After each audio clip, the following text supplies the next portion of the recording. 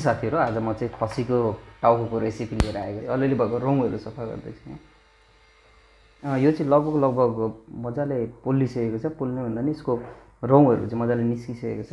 अलिअलि बाँकी रहेको पनि हुन त मैले यसलाई यो फ्रेस हाउसमै राम्रोसँग सफा गरेर ल्याएको थिएँ। साथीहरु अहिलेसम्म तपाईले मेरो च्यानललाई सब्स्क्राइब गर्नुभएको छैन भने लाइक, सब्स्क्राइब र कमेन्ट गर्न नभुल्नुहोला। धन्यवाद।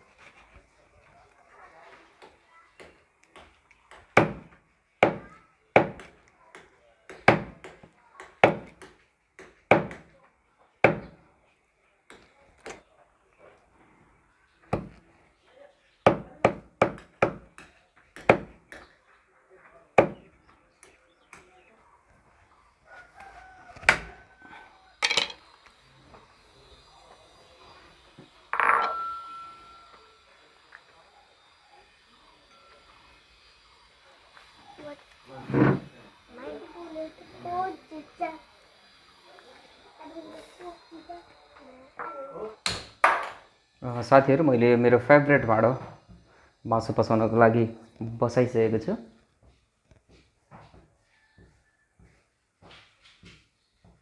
मैले तेल राखिदिएँ।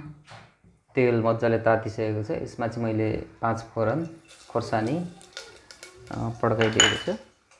त्यसपछि प्याज करिब 3टा ठुल्ठुलो प्याज राखिदिएको छु।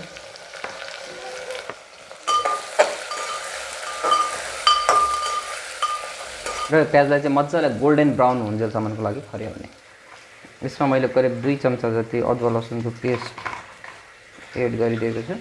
मासु लगभग 1.5 किलोको थियो यो टाउको हैन। यसको सफा गर्दा पनि हड्डी फाल्दा पनि 1.5 किलो जति चाहिँ निस्क्यो। यो अदुवा लसुन प्याज लगभग रेडी भइसकेको छ। मैले यसमा बेसारको धुलो राखिदिएको छु। हेर्नु त यो मजाले खरिएको छ। प्याजलाई यसरी रातो हुने गरी खरियो भने चाहिँ यसैको कलर आउने हो क्या। भरे यो यसको ग्रेभीमा रसमा आउने कलर भनेको चाहिँ यो प्याजको कलर आउने हो। र यसमा मैले मासुलाई एड गरिदिएको छु।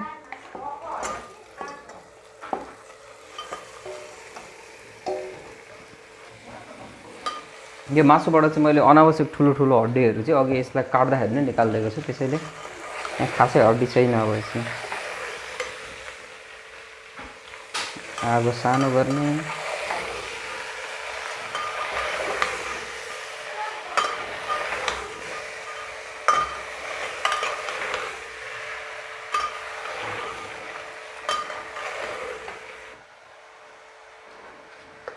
यसमा मैले 2 चम्चा नुन एड गरेँ।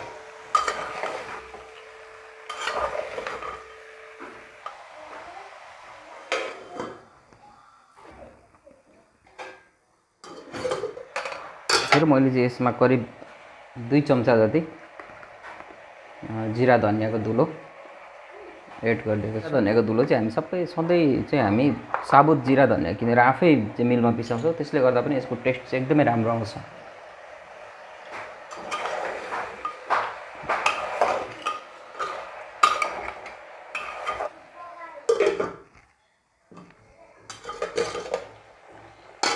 साथीहरू यसलाई चाहिँ यसरी बिचबिचमा यो नडढोस् भनेर चलाउँदै गर्नु होला।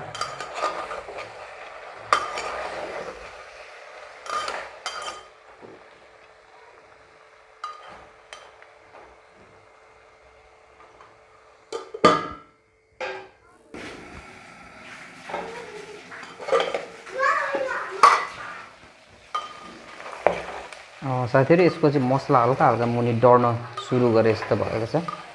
यो चाहिँ लगभग यसको मसलाहरू भुटिसक्यो भन्नुपर्छ र यसलाई चाहिँ मजाले यो मसला पनि पाकोस् र मासु पनि गलोस् भन्नको लागि चाहिँ म चाहिँ जहिले पनि यो खसीको मासु पकाउँदा चाहिँ हल्का तातो पानी राखेर चाहिँ पकाउने गर्छु र यसलाई छोप्दिने र बिचबिचमा हल्का तातो पानी राख्दै पकाउँदै गर्नु भने मसला पनि राम्ररी पाक्छ र तपाईलाई मासु पनि मिठो हुन्छ।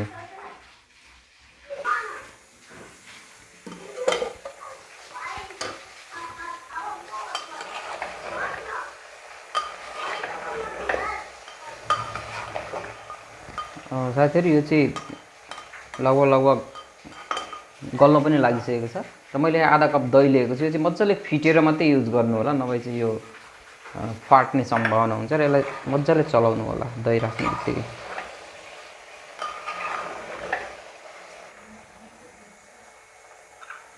र मैले यहाँ करिब 1 चम्चा जति चाहिँ यो काश्मिरी मिर्च एड गर्दैछु।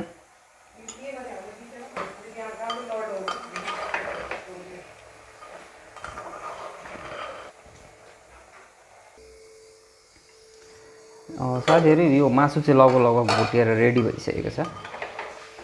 हेर्नुस् त यसको कलर।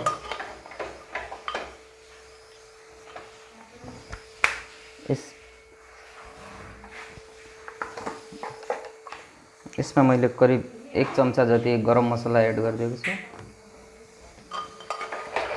यसलाई राम्ररी चलाइदिने।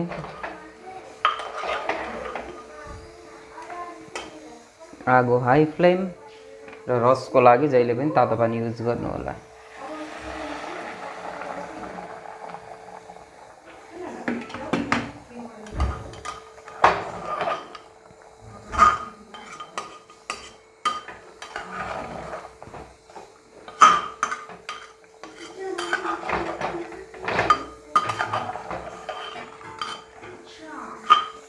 यसमा धनिया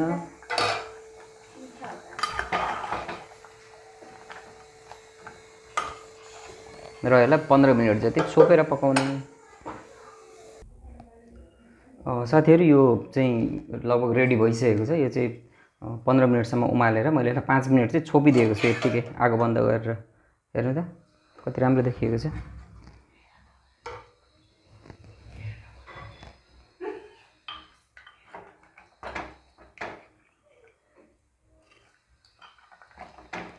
खसीको टाउको यसरी पकाएर खानुभयो भने मिठो हुन्छ। साथीहरू मेरो च्यानललाई लाइक, सब्स्क्राइब र कमेन्ट गर्न नभुल्नु होला।